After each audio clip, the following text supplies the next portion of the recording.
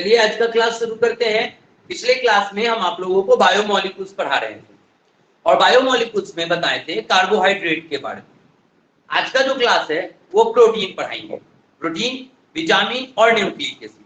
इससे पहले कि हम आपको प्रोटीन पढ़ाएं, आपको यह जानना चाहिए कि अल्फा एमाइनो एसिड क्या होता है। तो पहले समझेंगे अल्फा एमाइनो एसिड क्या है और उसके बाद समझेंगे कि प्रोटीन क्या है। क्यों? क्योंकि प्रोटीन जो बनता है वो अल्फा एमाइनो एसिड से ही बनता है। तो सबसे पहले समझो amino acid.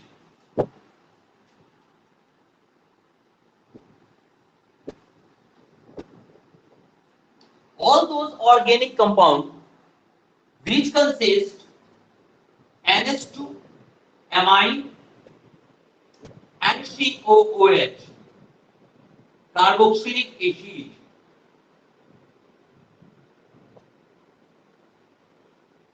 is called amino acid. Amine बोले तो एमाइनो और एसिड बोले तो कार्बोक्सिलिक एसिड, यानी वो ऑर्गेनिक कंपाउंड जिसमें एमीन ग्रुप भी हो और कार्बोक्सिलिक एसिड ग्रुप भी हो, that is called amino acid. अब कैसे? जैसे एग्जांपल देखते हैं। Let us consider NH2CH2COOH, this is amino acid. Carboxylic acid भी है और एमाइन ग्रुप भी है, तो इसका क्या नाम होगा? Amino acid. इसका नाम होता है ग्लाइसिल। क्या नाम होता है? ग्लाइसिल।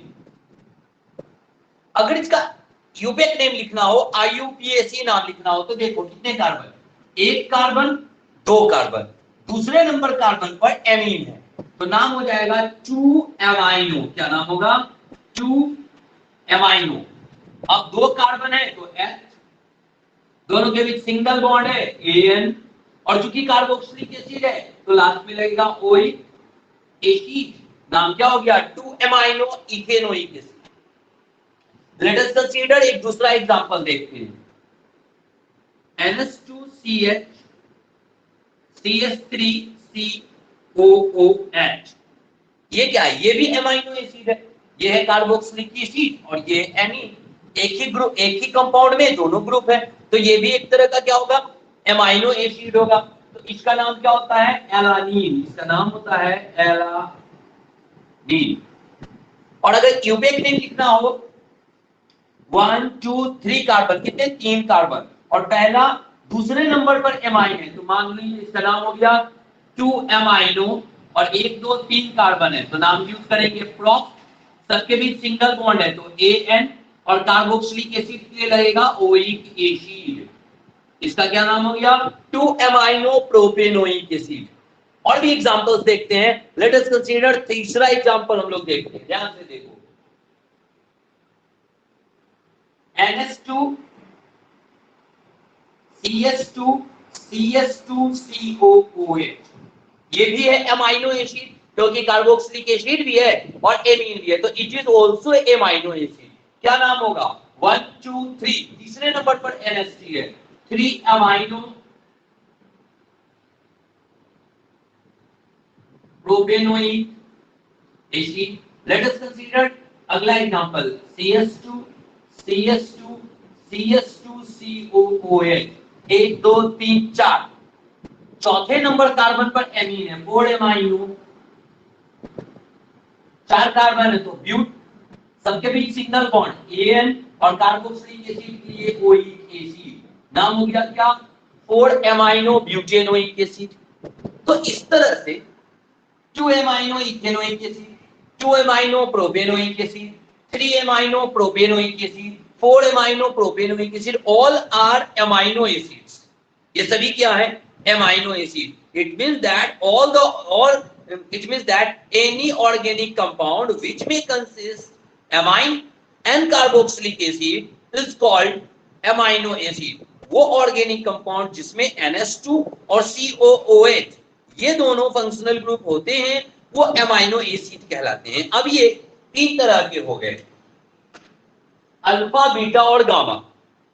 कितने? अल्फा, बीटा और गामा। याद करो, इसके पहले के कई चैप्टर में हम आपको ये बात पढ़ाए थे, फंक्शनल ग्रुप के ठीक बगल वाला कार्बन अल्फा कहलाता है, उसके बाद वाला बीटा और उसके बाद वाला गामा कहलाता है। ये याद रखना, फंक्शनल ग्रुप से सटा हुआ कार्बन यानी फंक्शनल ग्रुप के बाद जो फर्स्ट कार्बन आपको मिलेगा वो अल्फा, उसके बाद जो सेकंड कार्बन मिलेगा वो बीटा, और थर्ड कार्बन कहलाएगा गामा।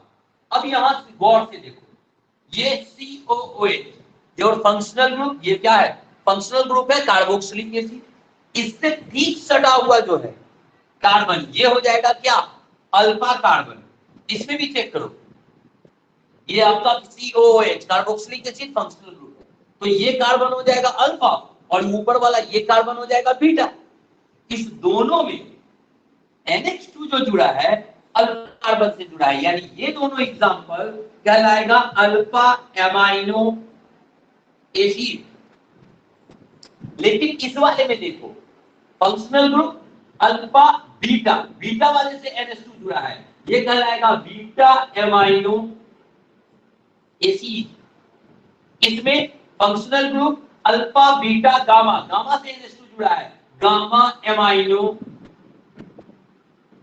एसिड। ये alpha beta gamma amino acid नाम नहीं है, नाम तो ये है जो हम आपको सिखाएं, ये तो क्लासिफिकेशन है। ये एमाइनो एसिड अल्फा भी हो सकते हैं, बीटा भी हो सकते हैं और गामा भी हो सकते हैं। अगर NH2 अल्फा कार्बन पे जुड़ा है कहलाएगा अल्फा एमाइनो एसिड, अगर NH2 बीटा कार्बन से जुड़ा है तो कहलाएगा बीटा एमाइनो एसिड, और अगर NH2 गामा कार्बन एटम से जुड़ा है then it is called gamma amino acid. यानी एमाइनो एसिड क्या होते हैं? All those organic compound which consist carboxylic acid and amine group are called amino acid, and in this it is classified as alpha amino acid, beta amino acid and the gamma amino acid। यहां पर आपको beta या gamma हम बस आपको example के लिए समझा दिए हैं कि बीटा ऐसा होता है, गामा ऐसा होता है। मेन जो इंपॉर्टेंस है वो किसका है? अल्फा एमाइनो एसिड का। और क्या है इसका importance? In the synthesis of protein, जितने भी प्रोटीन्स बनते हैं वो किससे बनते हैं? अल्फा एमाइनो एसिड से बनते हैं। अगर कोई पूछे the proteins are formed by, तो आंसर होगा अल्फा एमाइनो एसिड। या आपसे कहे what is the monomer of protein, तो आंसर होगा अल्फा एमाइनो एसिड। उल्टा करके पूछेगा what will you prepare by the alpha amino acid, तो अल्फा एमाइनो एसिड से क्या बनाओगे? प्रोटीन बनेगा। तो ध्यान रखना है, प्रोटीन किससे बनता है? अल्फा एमाइनो एसिड से बनता है। और यही कारण है कि पहले हम आपको एमाइनो एसिड पढ़ा दिए।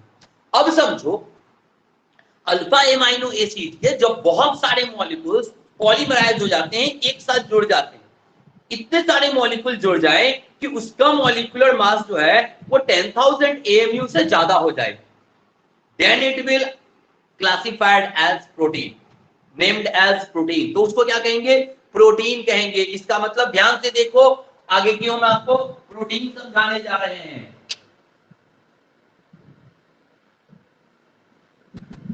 देखिए, बात करते हैं प्रोटीन क्या है। बात अब हम लोग कौन सा टॉपिक करेंगे? प्रोटीन। नाम तो आप लोग पहले से सुने होंगे। हम लोग खाना खाते हैं तो उसमें क्या खाते हैं? कार्बोहाइड्रेट खाते हैं, प्रोटीन खाते हैं, विटामिन खाते हैं। तो प्रोटीन नाम तो आप लोग सुने। अब प्रोटीन है क्या, इस बात को समझते हैं। जब अल्फा एमाइनो एसिड्स, जैसे ये भी अल्फा एमाइनो एसिड है, ये भी अल्फा एमाइनो एसिड है, अभी आपको थोड़ी देर पहले पढ़ाए, इसका नाम होता है ग्लाइसिन और इसका नाम होता है एलानिन। तो जब alpha amino acid, glycine, alanine या दोनों जब एक दूसरे के साथ पॉलीमराइज हो जाएंगे, एक लॉन्ग चेन कंपाउंड बनाएंगे, लंबा चेन। जैसे इसमें क्या होगा? देखिए, ये ग्लाइसिन, ये क्या है? एलानिन। फिर एलानिन के बगल में कौन चला जाएगा? ग्लाइसिन चला जाएगा। फिर उसके बगल में एलानिन, फिर ग्लाइसिन, एलानिन, ग्लाइसिन, एलानिन। इस तरह से अल्टरनेट में अरेंज हो जाएगा। कौन? ग्लाइसिन और एलानिन। यहां ग्लाइसिन है तो इसके बगल में कौन होगा? एलानिन होगा। फिर उसके बगल में कौन होगा? ग्लाइसिन। तो ग्लाइसिन और एलानिन एक दूसरे के अगल बगल में अल्टरनेट में अरेंज हो जाएंगे। और जब अरेंज हो जाएंगे तो क्या होगा? गौर से देखो, ध्यान से देखो। इस NH2 को आप ऐसे लिख सकते हैं, NH सिंगल बॉन्ड H लिख सकते हैं।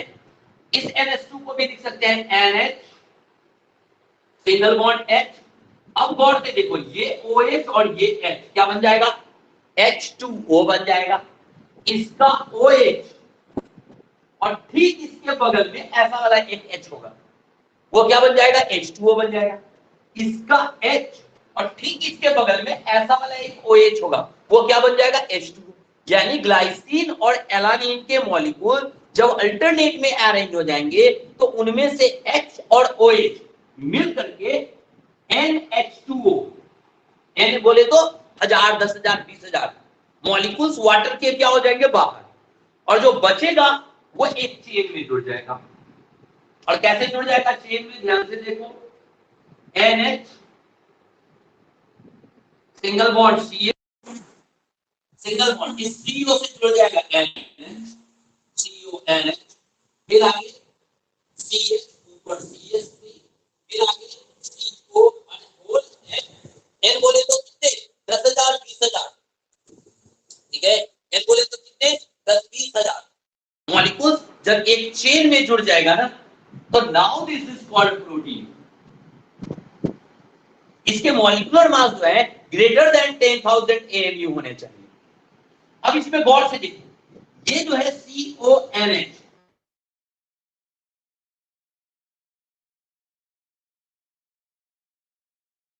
एमाइड होता है, एमाइड होता है, तो ये क्या है CONH क्या है, एक तरह का एमाइड है। अब चूंकि ये प्रोटीन में है, प्रोटीन के अंदर है, तो प्रोटीन प्लस एमाइड, इसका नाम होगा पेप्टाइड। क्या नाम होगा, पेप्टाइड। तो देखो ये CONH है, क्या है, पेप्टाइड है। इस CO के बगल में इधर एक NH होगा, वो भी क्या होगा, पेप्टाइड।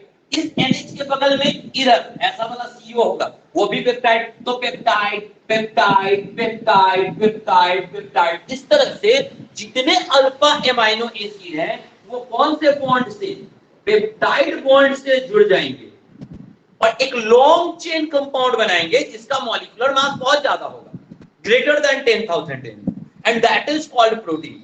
उसको ही हम लोग क्या कहते हैं, प्रोटीन कहते हैं। अब समझो कि प्रोटीन का डिफिनीशन क्या कहोगे, ये तो हम आपको समझाएं कि प्रोटीन किससे बनता है, कैसे बनता है। अब इस बात को अगर आपको लिखना होगा तो जितनी बातें हम आपको बताए हैं, जो लैंग्वेज में हम आपको बोल रहे हैं, बस उसको आपको कॉपी पे लिख डालना है और आंसर आपका क्लियर हो जाएगा। अगर तो it means that what do you mean by protein, तो इसका आंसर क्या होगा, the polymer of alpha amino acids having high molecular mass that is greater than 10,000 AMU is called protein. In the protein molecule, all the alpha amino acids are joined together by the peptide bond.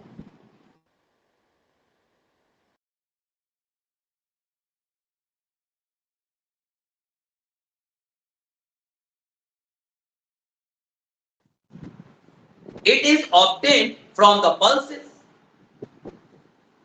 from the egg, है ना, from the milk।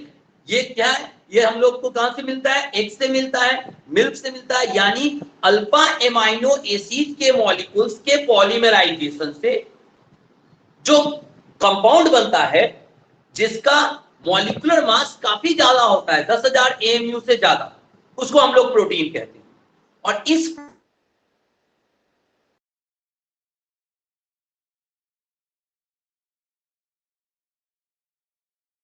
सारे alpha amino acid, है ना, सारे alpha amino acid एक दूसरे से peptide bond से जुड़ जाते हैं, ठीक है। प्रोटीन जो है हमारे भोजन का एक एसेंशियल फैक्टर है, जो कि हमको दाल से मिलता है, अंडा से मिलता है, दूध से मिलता है। समझ में आ रहा है, तो प्रोटीन क्या है, कैसे बनता है और किससे बनता है, मिलता है, ये तो समझ में आया। ये प्रोटीन हमारे लिए बहुत जरूरी है। कुछ प्रोटीन फाइब्रस होते हैं और कुछ प्रोटीन ग्लोबुलर होते हैं। फाइब्रस बोले तो रेसेदार, रेसा रेसा रेसा रेसा, और ग्लोबुलर बोले तो उसका स्ट्रक्चर जो होगा ना, रिंग लाइक स्ट्रक्चर होगा, रिंग लाइक ऐसे ऐसे गोल।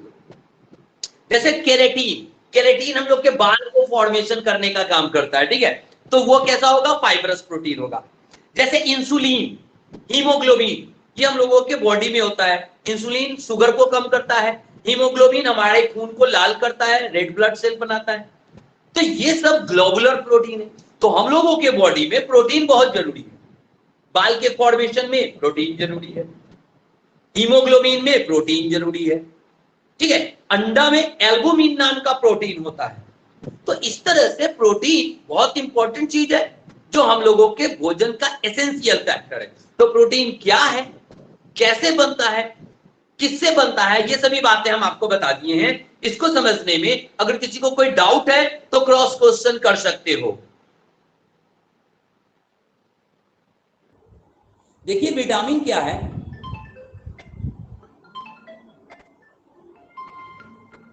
हाँ देखो, हम आपको बता रहे हैं विटामिन क्या होता है। विटामिन कोई एक कंपाउंड नहीं है, it is the mixture of organic compound, it is a group of organic compound. It mean that a group of organic compound which a small amount is essential for the immunity system of our body is called vitamin। Vitamin कई organic compounds का एक group होता है और different different organic compounds के group होते हैं, इसलिए विटामिन कई तरह के होते हैं, vitamin A, vitamin B1, vitamin B2। लेकिन ये जो विटामिन होते हैं यानी group of the organic compounds, ये हमारे भोजन का, हमारे फूड का एसेंशियल फैक्टर है। ये हमारे इम्यूनिटी सिस्टम को इंक्रीज करता है ताकि हम लोग विभिन्न बीमारियों से, डिफिशियंसी से बच सके। अभी कुछ दिन पहले जब कोरोना चल रहा था, जब सेकेंड वेव चल रहा था, आप लोग देखिए हर डॉक्टर क्या आपको कहता था कि मल्टीविटामिन खाइए। और मल्टीविटामिन खाने से न क्या होता है कि आपका इम्यून सिस्टम बढ़ता है, और जब इम्यून सिस्टम बढ़ेगा यानी इम्यूनिटी बढ़ेगी, आपके डब्ल्यूबीसी को, ब्लड में आपका आरबीसी, डब्ल्यूबीसी होता है, प्लेटलेट्स होता है, डब्ल्यूबीसी आपके इम्यूनिटी को बढ़ाता है, रोग से लड़ने की क्षमता को बढ़ाता है। तो जब आप विटामिन खाते हैं आपका डब्ल्यूबीसी स्ट्रांग होता है, रोग से लड़ने का क्षमता बढ़ता है यानी इम्यूनिटी बढ़ता है, तो आप डिफिशियंसी डिजीज के शिकार नहीं होते। और अगर विटामिन की कमी होती है तो आपको क्या हो जाता है, डिफिशियंसी डिजीज हो जाता है। इसलिए विटामिन की स्मॉल अमाउंट, ज्यादा विटामिन नुकसान करेगा, लेकिन विटामिन की थोड़ी मात्रा हमको, हमारे भोजन का एसेंशियल फैक्टर है, जरूर लेना चाहिए। इसलिए हम लोगों को हरा साग सब्जी यानी एक बैलेंस डाइट खाना चाहिए ताकि बॉडी में विटामिन की कमी नहीं हो। और अगर किसी को विटामिन की कमी है तो मल्टीविटामिन लेना चाहिए। मल्टीविटामिन टैबलेट्स आते हैं, मल्टीविटामिन लोगे आपको बॉडी में उसका बैलेंस बना रहेगा। हालांकि अभी हम आपको बताने जा रहे हैं कि विटामिन कितने टाइप्स के होते हैं, कहां, कौन से उसका सोर्स है, वो कहां से पाए जाते हैं, और उसके डिफिशियंसी से कौन सा डिजीज होता है। तो सबका जो ध्यान है वो मेरे स्क्रीन पे होना चाहिए। हम अभी आपको एक स्क्रीन शेयर कर रहे हैं और स्क्रीन पे ही हम आपको समझाने जा रहे हैं, तो सबका ध्यान स्क्रीन पे होना चाहिए, ठीक है। स्क्रीन दिख रहा होगा, और ये जो स्क्रीन हम आपको दिखा रहे हैं ये विटामिन का एक चार्ट है, ठीक है, कि विटामिन कौन कौन से हैं, कहां से पाए जाते हैं। और आप लोग गौर से देखो इसको। सबसे पहले बात करते हैं किसकी, विटामिन ए का। विटामिन ए जो है हम लोगों को मिलता है किससे, फिश, कैरोट, बटर, मिल्क। अगर विटामिन ए की कमी हो जाती है किसी स्टूडेंट को, या सॉरी किसी भी व्यक्ति को, तो उसको क्या होता है, नाइट ब्लाइंडनेस नाम का बीमारी होता है, या जेरोथैल्मिया हो जाता है। नाइट ब्लाइंडनेस बोले तो उसको रात में ना दिखाई नहीं देता है ना, जैसे ही शाम होता है उसको दिखना बंद हो जाता है।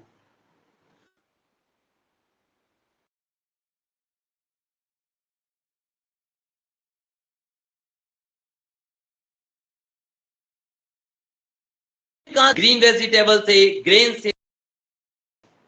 और इसमें क्या होता है, लैकनेस ऑफ हंगर, आपको भूख खत्म हो जाएगा, स्टॉपेज ऑफ ग्रोथ, शरीर का विकास बंद हो जाएगा, ठीक है, किसमें, विटामिन B1 में।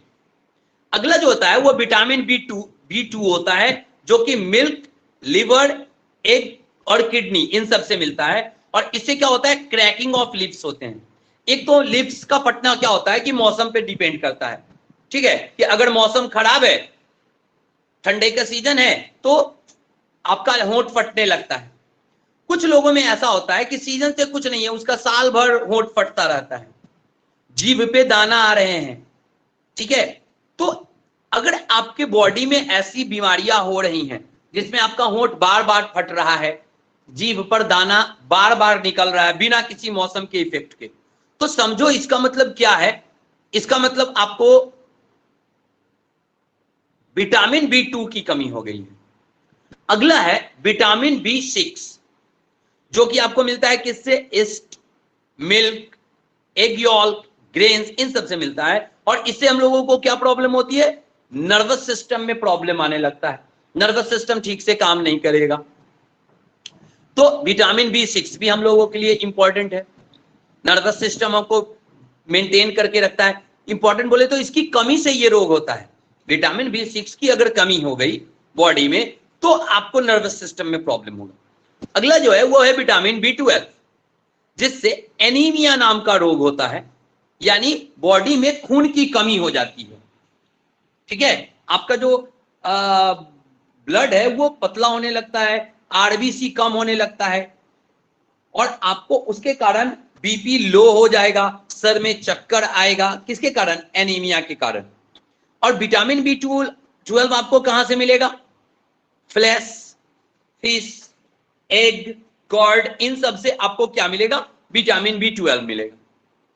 अगला जो होता है वो होता है विटामिन C, और विटामिन C आपको मिलता है किससे? वेजिटेबल्स, लेमन, ऑरेंज, टोमेटो, जिसमें भी खट्टे पदार्थ होते हैं। देखो इसका नाम लिखा है ना, एस्कॉर्बिक एसिड, एक तरह का एसिड होता है। तो जिसमें भी खट्टा पदार्थ है ना, जैसे नींबू, नींबू का रस, उसमें भी आपको विटामिन C मिल जाएगा। मौसमी, उसमें भी आपको विटामिन C मिल जाएगा। खैर, विटामिन C की कमी से आपको रोग होता है कौन सा? स्कर्वी, यानी ब्लीडिंग ऑफ गम्स, मसूड़ा से खून आएगा, दांत कमजोर हो जाएगा, विटामिन C की कमी से। विटामिन D जो होता है ये बच्चों के लिए ज्यादा इंपॉर्टेंट है, हालांकि सभी के लिए है, हम लोगों के लिए भी विटामिन D का जरूरत है। विटामिन D जो है वो हम लोगों के हड्डी को मजबूत करता है, बॉडी में जो बोन्स है उसको मजबूत करने का काम करता है। और विटामिन D का जो सबसे बेटर सोर्स होता है वो होता है सनलाइट। हालांकि फिश से और एग से भी मिलता है, लेकिन सबसे बेटर सोर्स क्या होता है? सनलाइट होता है। और अगर सनलाइट नहीं मिल रहा है, विटामिन D आपको नहीं मिल रही है, तो रोग होता है कौन? रिकेट्स या ऑस्टियोमेलेशिया। छोटे बच्चों में होने वाला रोग है रिकेट्स या ऑस्टियोमेलेशिया। ये किसमें होते हैं? बच्चों में रोग होते हैं। और यही कारण है कि जो छोटे बच्चे होते हैं उनको बॉडी में तेल लगा करके और धूप में बैठाया जाता है, ताकि उसके बॉडी में जब धूप लगेगा उसको विटामिन D मिलेगा ना, तो वो उसका शरीर क्या होगा? मजबूत होगा। आप लोग देखे होंगे जो लोग कुश्ती लड़ते हैं, पहलवान वगैरह, है ना, वो लोग भी अपने बॉडी में पूरा से कड़वा तेल यानी सरसों का जो तेल है पूरे बॉडी में मसाज करते हैं और धूप में प्रैक्टिस करते हैं। वो क्यों करते हैं ऐसा? क्योंकि जब आप बॉडी में सरसों का तेल लगा लेते हैं, कड़वा तेल, है ना, और जब धूप में आप जाते हैं तो वो सरसों का तेल धूप से विटामिन D को एब्जॉर्ब करके आपके बॉडी में पहुंचाता है। ज्यादा मात्रा में जब बॉडी में विटामिन D पहुंचेगा तो शरीर का जो हड्डी है वो मजबूत हो जाएगा, लड़ने में मजबूती मिलेगी। इसलिए पहलवान लोग पूरे देह में तेल लगाते हैं और धूप में प्रैक्टिस करते हैं। खैर, तो मेरा मुख्य मुद्दा है कहने का क्या कि विटामिन D हम लोगों के लिए एसेंशियल है फॉर द स्ट्रॉन्गेस्ट बोन। शरीर के हड्डी को मजबूत करने के लिए विटामिन D एक एसेंशियल फैक्टर होता है। अगला हम लोग बात करते हैं विटामिन E, जो कि आपको वेजिटेबल ऑयल से मिलता है। जर्मिनेटेड सीड्स यानी अंकुराया हुआ चना, मूंग, इन सब से विटामिन E मिलता है।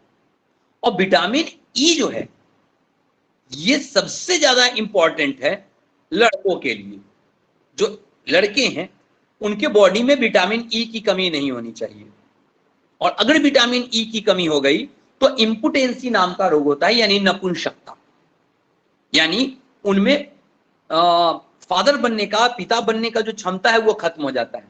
आप लोग पता नहीं बायोलॉजी अगर आप लोग पढ़ते होंगे तो आप लोग पढ़े होंगे स्पर्म्स, एग, इनके बारे में, कि लड़के जो होते हैं, जो बॉयज होते हैं, उनमें स्पर्म्स होते हैं, और अगर स्पर्म सही से नहीं बनेगा तो वो फादर नहीं बन सकते हैं। और अगर विटामिन E अगर किसी के बॉडी में कम रहा है तो समझो उसमें स्पर्म जो है वो कमजोर हो जाएगा, और अगर स्पर्म कमजोर हो जाएगा तो वो फादर नहीं बन सकता है। शादी कर लेगा लेकिन उसका जो फादर बनने का पॉसिबिलिटी है वो कम हो जाएगा। इसको नपुंसकता कहते हैं, इम्पोटेंसी कहते हैं।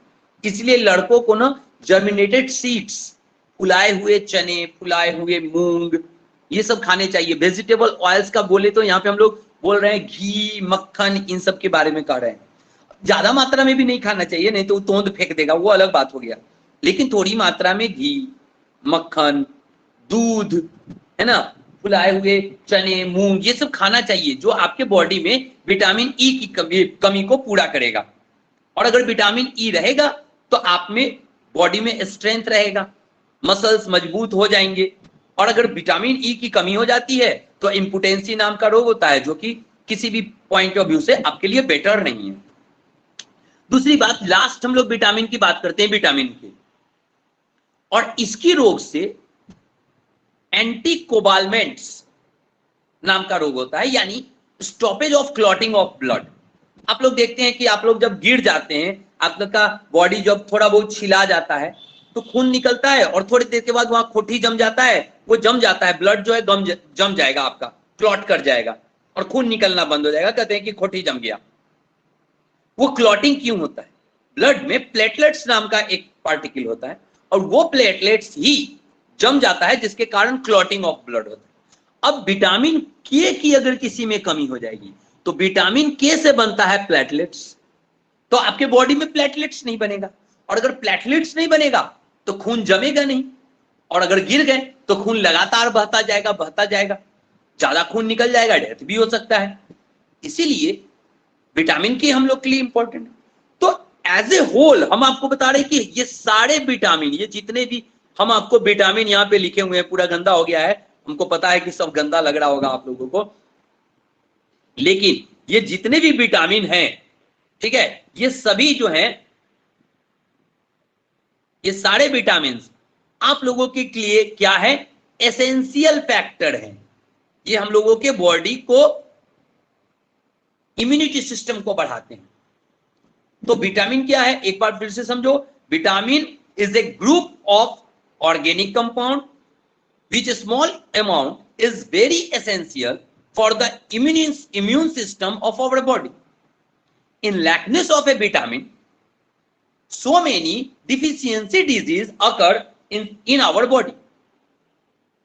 समझ में आ रहा है? जैसे सबका देखो, ये चार्ट बहुत इंपॉर्टेंट है, हम आपको नोट्स भेजे हैं, उसमें भी मिलेगा। ये सभी विटामिन का ना केमिकल नाम्स, साइंटिफिक नाम्स आपको लिखा हुआ है। कभी कभी ऑब्जेक्टिव में पूछ सकता है कि विटामिन ए का बताओ केमिकल नाम क्या होता है, तो क्या होगा? रेटिनॉल। विटामिन बी कौन होगा? थायमीन। फिर इसी तरह रिबोफ्लेविन, है ना, पिरिडॉक्सिन, साइनोकोबाल्मीन, एस्कॉर्बिक एसिड, है ना, इस तरह से एर्गो कैल्सीफेनॉल। तो इस तरह से विटामिन, उनके केमिकल नेम, उनके सोर्स, कहां से वो विटामिन मिलते हैं, और डिफिशियंसी डिजीज, विटामिन की कमी से कौन सा रोग होता है, ये रोग, ये सोर्स, और ये टाइप्स ऑफ विटामिन, ये हम आपको पढ़ा दिए। अगर किसी को इसको समझने में कोई दिक्कत है, विटामिन में आपको अगर कोई क्रॉस क्वेश्चन करना है तो आप क्रॉस क्वेश्चन कर सकते हो। तो अब बात करते हैं बायोमोलिक्यूल का अंतिम टॉपिक, न्यूक्लिक एसिड। हम लोगों के बॉडी में सेल के अंदर होता है न्यूक्लियस, और न्यूक्लियस में जो केमिकल सब्सटेंस होते हैं, जो न्यूक्लियोटाइड्स होते हैं, वो न्यूक्लियोटाइड्स एक दूसरे से मिलकर के न्यूक्लिक एसिड का फॉर्मेशन करते हैं। और ये दो तरह के होते हैं, आरएनए और डीएनए। यानी आरएनए और डीएनए क्या है? केमिकल सब्सटेंस है। भले बायोलॉजी वाले सर पढ़ाते होंगे, वो ज्यादा बेटर आपको पढ़ाएंगे डीएनए आरएनए के बारे में, वो अलग बात है। लेकिन ये है क्या? It is a chemical substance, it is a nucleic acid. Nucleus में पाया जाता है, इसलिए न्यूक्लिक एसिड कहते हैं। और ये दो तरह का होता है। कैसा होता है? एक आरएनए होता है और एक डीएनए। आरएनए जो होता है वो इस तरह से होता है, single strand of nucleotides. A single strand of nucleotides is called RNA, but a double helix strand of nucleotides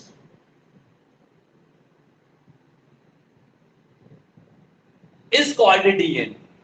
DNA क्या है?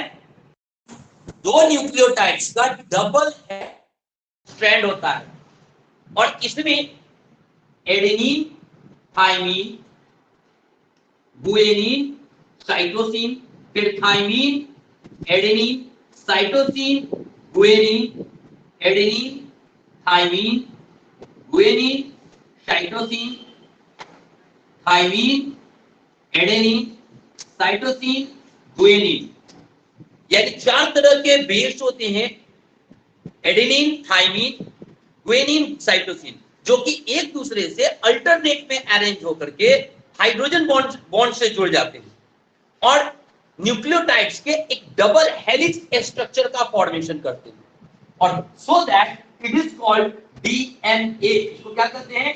डीएनए कहते हैं। इसके हर एक टर्न में 10 न्यूक्लियोटाइड्स होते हैं। In each turn of DNA there are 10 nucleotides, and the helix structure, the 2 strands of the nucleotide attached together by the adenine, thymine, guanine and cytosine through the hydrogen bond. The DNA is responsible for the heredity, यानी ये हम लोगों में heredity के लिए responsible होता है। एक जेनरेशन से दूसरे जेनरेशन में जो कैरेक्टर्स है उसको ले जाते हैं। आपके में आपके पिताजी का गुण होगा, माता का गुण होगा, तो मम्मी का गुण, पापा का गुण, ये सब आप में आ जाता है। बाबा, दादी, नाना, नानी, फूआ, मामू, मौसी, इस सब का गुण आप में आता है। क्यों? Because the DNA. ठीक है, कि जब आप लोग अगर बायोलॉजी पढ़े होंगे तो आप लोग पढ़े होंगे कि ड्यूरिंग फर्टिलाइजेशन जब होता है, स्पर्म और एग में जब फर्टिलाइजेशन होता है, जब जाइगोट का फॉर्मेशन होता है, जाइगोट से फिर एम्ब्रायो बनता है। बायोलॉजी में नहीं जाएंगे तो आप लोग पढ़े होंगे कि क्या होता है, मायोसिस प्रोसेस होता है।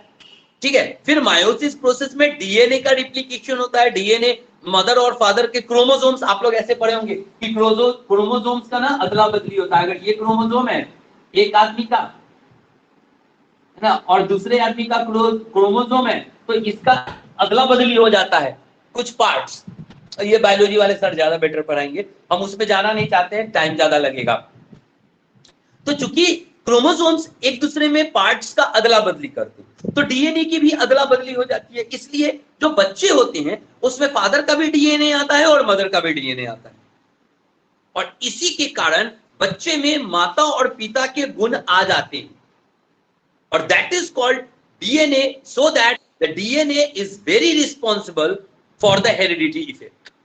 तो हम लोगों के बॉडी में न्यूक्लियस के अंदर केमिकल सब्सटेंस पाए जाते हैं जो कि कहलाते हैं न्यूक्लिक एसिड, और इन न्यूक्लिक एसिड से दो तरह के सब्सटेंस बनते हैं हम लोगों के बॉडी में। एक होता है RNA, the single strand of nucleotides is called RNA, but the double helix structure of the nucleotides is called DNA.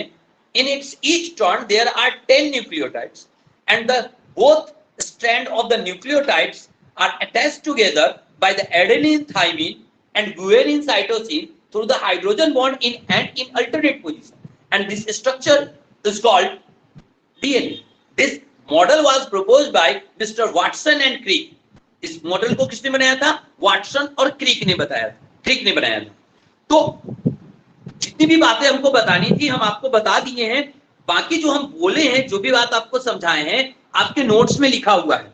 एक बार आप नोट्स को बढ़िया से पढ़ना, और अगर कोई क्रॉस क्वेश्चन करना होगा तो आप हमको व्हाट्सएप से क्वेश्चन डाउट अपना भेज सकते हैं। इस तरह से आपका बायोमोलिक्यूल चैप्टर जो है ना वो समाप्त हो गया है। कल से हम लोग पॉलीमर चैप्टर शुरू करेंगे। दो चैप्टर और बच रहा है आपका ऑर्गेनिक में, एक पॉलीमर और एक केमिस्ट्री इन एवरीडे लाइफ। तो ये 2 चैप्टर है। 4 दिन हम लोगों के पास है अभी इस महीने का। हम लोग 4 दिन में ये दोनों चैप्टर खत्म कर लेंगे, और 1 अक्टूबर से बोर्ड की तैयारी करेंगे, बोर्ड का फाइनल तैयारी। तो खैर, पॉलीमर क्या होता है, कैसे बनता है, किससे बनता है, और पॉलीमर का हमारे जीवन में क्या यूज है, ये जानने के लिए पढ़ें अगला क्लास। तब तक के लिए ना रहें बेकरार, थोड़ी सी प्रतीक्षा, थोड़ा इंतजार। समाप्त हुआ आज तक, इंतजार करिए कल तक। तब तक के लिए हंसते रहिए, मुस्कुराते रहिए और पढ़ते रहिए सावर्ण क्लासेस।